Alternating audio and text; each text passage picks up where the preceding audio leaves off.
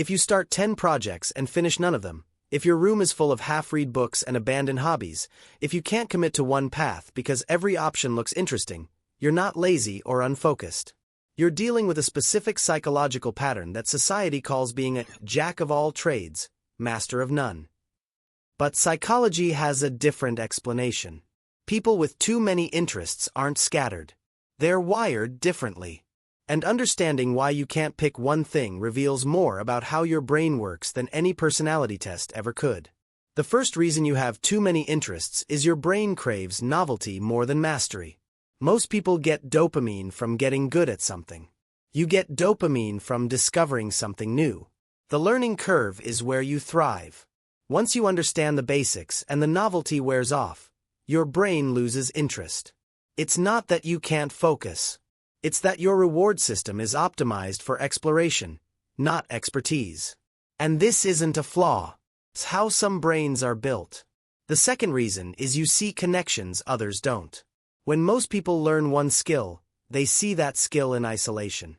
When you learn multiple skills, you see how they intersect. You pick up coding and suddenly you see how it relates to music theory.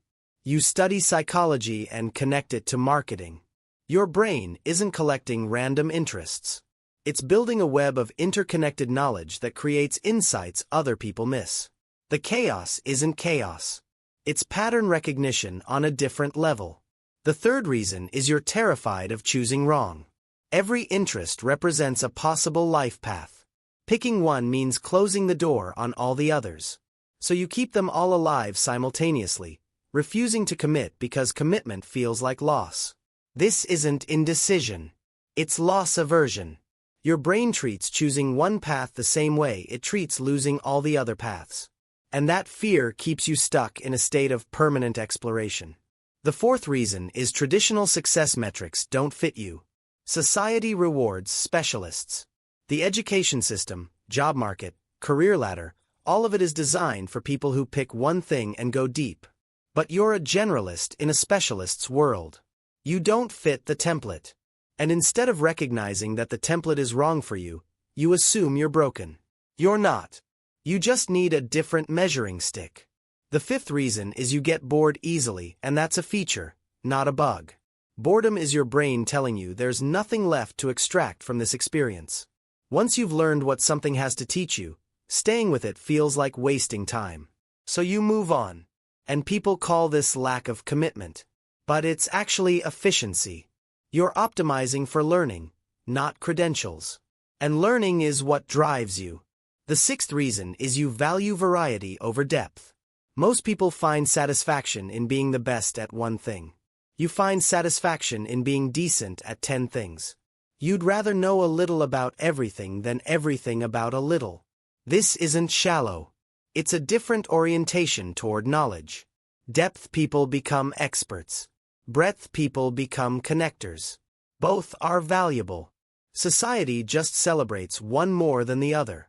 The seventh reason is you're running from the pressure to define yourself. Choosing one interest means becoming the person who does that thing. And that label feels limiting. You don't want to be the musician or the writer or the entrepreneur. You want to be all of it and none of it simultaneously. Because the moment you commit to an identity, you lose the freedom to explore the others. So you keep all your options open, even though it means none of them get your full attention. The eighth reason is you might have undiagnosed ADHD or high openness to experience. ADHD brains are wired for novelty seeking. High openness personalities are wired for exploration. Both create the same pattern. Multiple interests, difficulty committing, constant mental stimulation. This isn't a moral failing. It's neurology. And understanding that it's how your brain works, not how disciplined you are, changes everything. If you have too many interests, you have options. You can force yourself to pick one and suffer through the boredom. Or you can design a life that lets you rotate through multiple interests without guilt. Portfolio careers exist. Skill stacking is a real strategy. Being a generalist connector is valuable in ways specialists can't replicate. The world told you to pick one thing. But nobody said you had to listen. Subscribe for more.